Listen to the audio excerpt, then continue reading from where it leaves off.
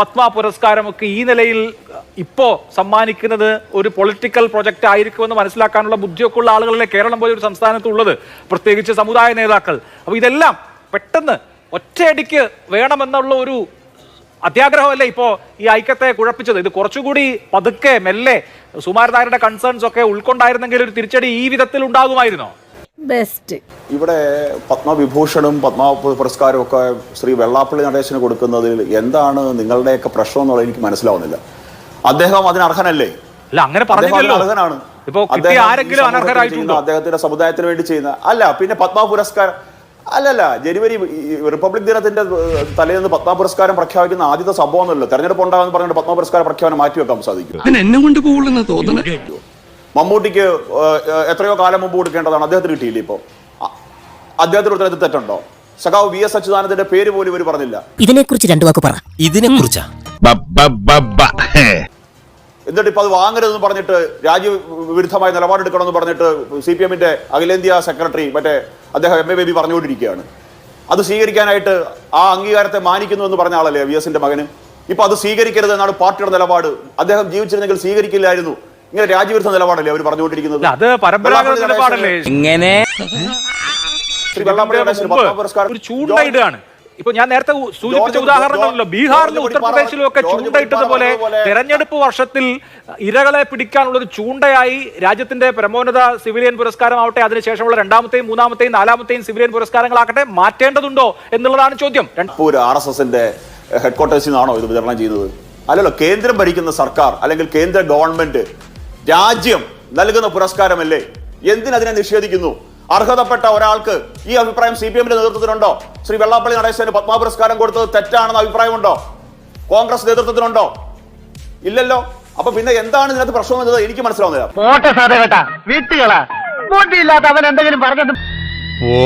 PDP NSS സഹകരിക്കണമെന്ന് അവർ തീരുമാനിച്ചു. മുസ്ലിം league, Jamaat Islami പോലുള്ള മതവർഗീയ സംഘടനകൾ ഈ സമൂഹത്തിൽ ഉണ്ടാക്കിക്കൊണ്ടിരിക്കുന്ന വിപത്തിനെ ചെറുക്കാൻ ഇത്തരത്തിലുള്ള ഹൈന്ദവ ഐക്യം ഉണ്ടാകണം എന്നുള്ളത് അവരുടെ തീരുമാനമായിരുന്നു. ഏതോ ഒരു ഇൻസിഡന്റിൽ അത് വേണ്ട എന്ന് അവർ തീരുമാനിച്ചു. അത് അവരുടെ നിലപാടാണ്, അവരുടെ തീരുമാനമാണ്. പിന്മാറാനുള്ളതും അവരുടെ തീരുമാനമാണ്. ഞങ്ങൾക്കെതിരെയോ ഞങ്ങളുടെ തെറ്റുകൾ ചൂണ്ടിക്കാണിക്കോ അല്ലെങ്കിൽ ഞങ്ങളെ വിമർശിക്കാനോ പൂർണ്ണമായ അധികാരമുള്ള വ്യക്താക്കൾ ആൾക്കാർ തന്നെയാണ് കേരളത്തിലെ സമുദായ സംഘടനാ നേതാക്കന്മാർ. അതിനകത്തൊന്നും ഞങ്ങൾക്ക് ഒരു എതിരഭിപ്രായമില്ല. ഞങ്ങൾ അവരെ കുലംകുത്തിയെന്നും നികൃഷ്ടജീവിയെന്നും പോപ്പൊന്നും വിളിച്ച് കളിയാക്കില്ല. ആ വിമർശനം ഞങ്ങൾക്ക് തിരുത്തേണ്ട വിമർശനങ്ങൾ ഞങ്ങൾ ഏറ്റെടുക്കും. അല്ലാതെ ഞങ്ങൾ ആരും NSS എന്ന് പറയുന്ന ഏറ്റവും വലിയ നവോത്ഥാന പ്രസ്ഥാനത്തിനെ RSSലോ BJPയിലോ കൊണ്ട് കെട്ടാൻ ഞങ്ങൾ ആരും ഉദ്ദേശിച്ചിട്ടില്ല. ആ സമുദായത്തിലുള്ള ധാരാളം ആൾക്കാർ ഞങ്ങൾക്ക് അനുകൂലമായി പ്രവർത്തിക്കുന്നുണ്ട്, ഞങ്ങളുടെയൊക്കെ സംഘടനകളിൽ പ്രവർത്തിക്കുന്നുണ്ട്. അതിലൊന്നും ആർക്കും ഒരു തെറ്റില്ല. എടാ നാറി, നിനക്ക് നാണമുണ്ടോ? 16 മുതൽ BDJS എന്നൊരു പുതിയ പാർട്ടി വരികയും സംഘപരിവാർ SNDPയിലേക്ക് ഒരു പാലമിടുകയൊക്കെ ചെയ്തത്. പക്ഷെ ഇപ്പോ ഐക്യം, ഹൈന്ദവ ഐക്യം എന്ന സ്വപ്നം നിറവേറുന്നില്ല ഈ 2026 എന്നുള്ളത് കോൺഗ്രസിനെ സംബന്ധിച്ച് മറ്റേത് പാർട്ടിയെക്കാളും കോൺഗ്രസിനെ സംബന്ധിച്ച് വലിയ ഒരു ആശ്വാസത്തിന്, ഒരു ദീർഘനിശ്വാസത്തിന് വക നൽകുന്നുണ്ടോ?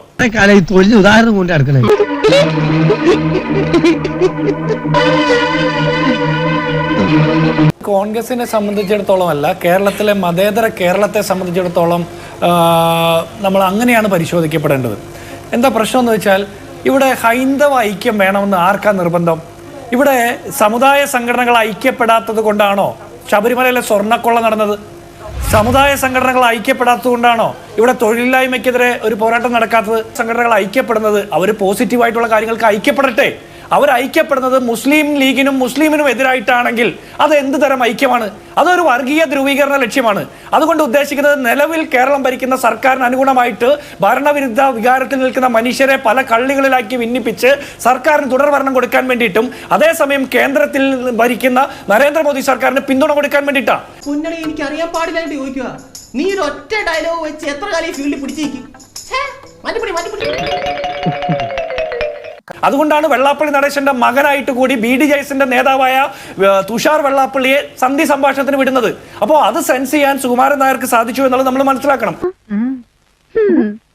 ഈ ത്രിവിക്രമൻജിയുടെ ഒരു പ്ലാനിങ്ങുകളും ഒരു പ്രാവശ്യത്തിൽ കൂടുതൽ പരാജയപ്പെട്ടിട്ടില്ല.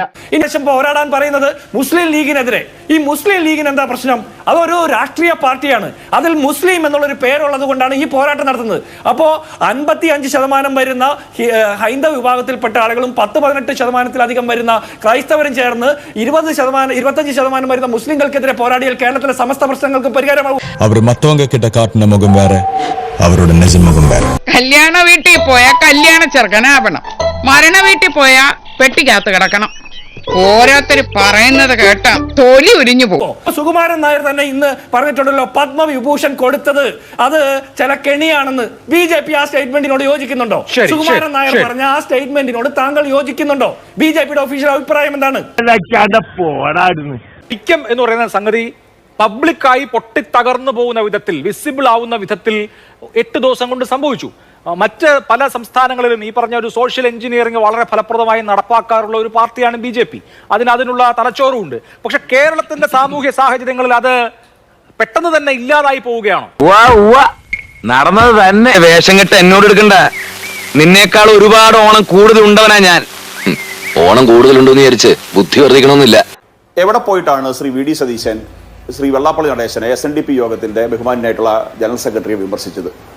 കാന്തപുരത്തിന്റെ മറ്റൊരു സമുദായ നേതാവിന്റെ വേദിയിൽ പോയിട്ട് മുഖ്യമന്ത്രി കാറിൽ കയറ്റിയ ഇൻസിഡന്റ് എടുത്തിട്ടുകൊണ്ട് കാറിൽ കയറ്റുന്ന ആൾക്കാർ ആരാണ് എന്ന് കേട്ടണം, സൂക്ഷിക്കണം എന്നൊക്കെ പറഞ്ഞ് വിമർശിക്കാൻ, അതിനകത്ത് അങ്ങയുടെ അഭിപ്രായം എനിക്ക് ആഗ്രഹമുണ്ട്. മുസ്ലിം ലീഗ് എന്ന് പറയുന്ന മതേതര പാർട്ടിയെ KM ഷാജി മതമാണ് പ്രശ്നം, 10 വർഷം നഷ്ടപ്പെട്ട ആനുകൂല്യങ്ങൾ പിടിച്ചെടുത്ത് സമുദായത്തിന് കൊടുക്കുവാൻ വേണ്ടിയിട്ടാണ് അധികാരം പിടിച്ചെടുക്കേണ്ടത് എന്ന് പറഞ്ഞ KM ഷാജിയെ ഒരു വാക്ക് കൊണ്ടുപോലും നിങ്ങൾ നോവിക്കാൻ ശ്രമിച്ചിട്ടുണ്ടോ?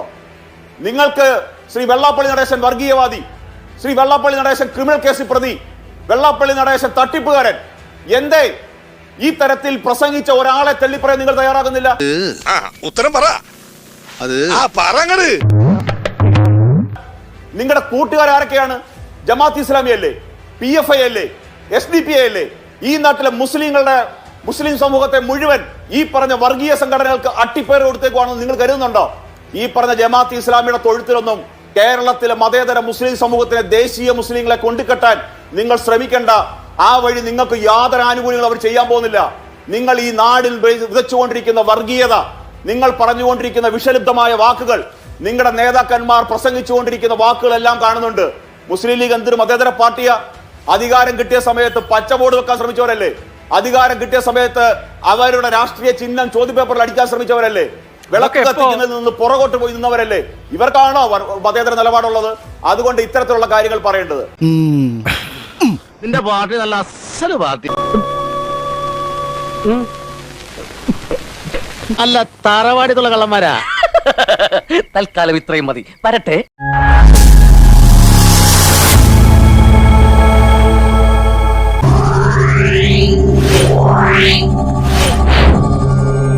Yeah.